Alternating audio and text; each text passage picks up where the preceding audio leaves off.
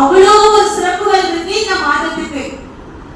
எப்படி அல்லாஹ் தஆலா உம்மத்துகளிலேயே சிறந்த உம்மத்தா உம்மத்தி முஹம்மதியா, அதாவது முஹம்மது நபி ஸல்லல்லாஹு அலைஹி வஸல்லம் அவர்களுடைய உம்மத்தை அல்லாஹ் தஆலா சிறப்பாக்கினானோ, அதே போன்று நபி அவங்க சொல்றாங்க மாதங்களிலேயே சிறந்த மாதம்னா அது இந்த ரஜபுடைய மாதம் தான் அப்படின்னு யாரா சொல்றா? முஹம்மது நபி ஸல்லல்லாஹு அலைஹி வஸல்லம் அவங்க சொல்றாங்க. இப்ப இந்த ரஜபுங்கிறோம், இந்த ரஜபு மாதம் எதிலிருந்து வந்தது? தர்ஜீப் என்று சொல்லக்கூடிய வார்த்தையிலிருந்தா இந்த ரஜபு மாதம் வந்திருக்கு.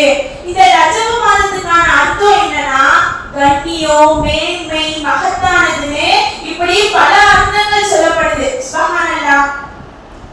அப்படிப்பட்ட இந்த ரஜபுடைய மாதத்தை அந்த காலம், அதாவது அறியாமை காலத்திலிருந்து இந்த காலம் மக்கள் வரைக்கும் மிகவும் சிறப்பு வாய்ந்ததா உணர்றாங்க, கருதப்படுறாங்க.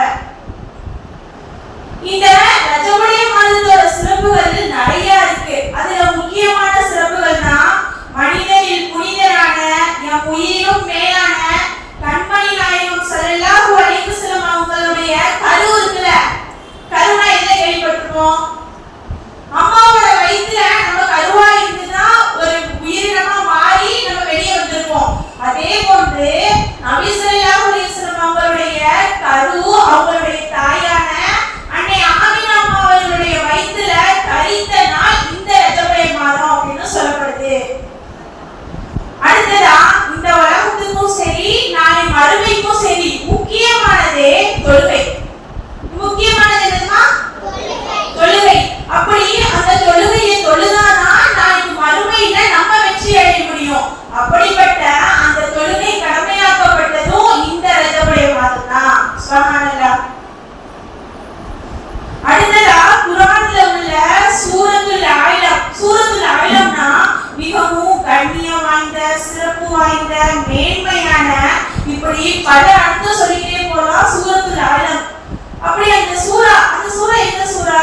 அதாவது அல்லாஹ்வால ஃபர்லு, சுன்னத்து, நஃபீலு, வாஜிப்னு இப்படி எல்லா தொழுகைகளிலுமே ஓதணும்னு கட்டளையிடப்பட்ட சூரா. என்ன சூரா ஓதுவோம்? சூரத்துல் ஃபாத்திஹா. அதாவது குர்ஆனுக்கெல்லாம் தாய் சூரா அப்படின்னு சொல்லப்படுது. எல்லா நோய்க்கும் நிவாரணமான சூரா சூரத்துல் ஃபாத்திஹா அப்படின்னு சொல்லப்படுது. அந்த சூரா இறங்கிய மாதமும் இந்த ரஜபுடைய மாதம் தான். சுப்ஹானல்லாஹ். இப்படி நிறைய சிறப்புகள் இருக்கு ரஜபுடைய மாதத்துக்கு. அதே போன்று எல்லா நபிமார்களுக்கும் அல்லாஹ் அக்கறையை கொடுத்திருக்கான். அது மாதிரி எந்த நபிமார்களுக்கும் கொடுக்காத அக்கறையை அல்லாஹ் யாருக்கு கொடுத்திருக்கான்? நம்மளுடைய நபியான முஹம்மது நபி ஸல்லல்லாஹு அலைஹி வஸல்லம் அவங்களுக்கு கொடுத்திருக்கான். அப்படி நிறைய அற்புதங்கள் இருக்கு. அதுல ஒண்ணுதான் மியராஜ். அதாவது புனிதமான இஸ்ராமும் சங்கையான மியராஜும் அந்த மியராஜ் நடைபெற்ற மாதமும் இந்த ரஜபுடைய மாதம் தான். சுப்ஹானல்லாஹ். அடுத்ததா அவ்வலுல் ஹிஜ்ரா. அவ்வலுல் ஹிஜ்ரானா என்ன? முதல் ஹிஜ்ரத். நம்ம ஹிஜ்ரத்னா கேள்விப்பட்டிருப்போம். எப்படி கேள்விப்பட்டிருப்போம்? ஹிஜ்ரத்னா என்ன? நம்மளுடைய நம்ம ஊரு அறந்தாங்கி அப்படின்னா நம்மளுடைய வீடு, வாசல், சொத்து, சுகம், வரவு, தாய், தந்தை இப்படி எல்லாத்தையுமே விட்டுட்டு நம்ம வேற ஊருக்கு போறோம்னு வச்சுக்கோங்களேன், அதுக்கு பேர் தான் ஹிஜ்ரத். அப்படின்னா நபிமார்கள், அதாவது முஹம்மது நபி ஸல்லல்லாஹு அலைஹி வஸல்லம் அவங்களுடைய காலத்துல சஹாபாக்கள்லாம் இஸ்லாத்தை ஏத்துக்கிட்ட புதுசுல காஃபிர்களுடைய தொல்லை அவங்களால தாங்க முடியல. அல்லாஹ்விட்ட இருந்து கட்டளை வந்துச்சு, நபியே உங்களுடைய சஹாபாக்களை எல்லாம் ஹிஜ்ரத் செய்ய சொல்லுங்க அப்படின்ட்டு. உடனே நபி அவங்க சஹாபாக்கள் அந்த இடத்துல தன்னுடைய குடும்பம், மனைவி, மக்கள் எதுவுமே பார்க்கல. எல்லாத்தையும் விட்டுட்டு அல்லாஹ்வுக்காகவும் அல்லாஹ்வுடைய தூதருக்காகவும் துறந்த பயணத்துக்கு பேர் தான் ஹிஜ்ரத். அப்படிப்பட்ட ஹிஜ்ரத், அதாவது முதல் ஹிஜ்ரத் நடைபெற்ற மாதமும் இந்த மாதம் தான் அப்படின்னு சொல்லப்படுது. இப்படி இந்த ரஜபுடைய மாதத்துக்கு அதிகமான சிறப்புகள் இருக்கு. எப்படி அல்லாஹ் தஆலா மாதங்கள்ல இந்த 4 மாதங்களும் குறிப்பிட்டிருக்கானோ, அதே போன்று இந்த நற்கூலி இருக்கு. சுப்ஹானல்லாஹ்.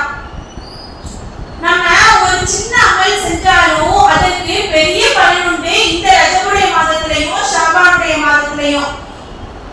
யாரு இந்த ரஜபுடைய மாதத்திலையும் ஷாபானுடைய மாதத்திலையும் எந்த ஒரு அமலும் செய்யாம, பாவங்களுக்கு தௌபா செய்யாம, பாவங்களை விட்டு விலகி இருக்காங்களோ அவங்கள விட பெரிய நஷ்டவாளி இந்த உலகத்துல யாருமே இருக்க முடியாது. அல்லாஹ் தான் பாதுகாக்கணும்.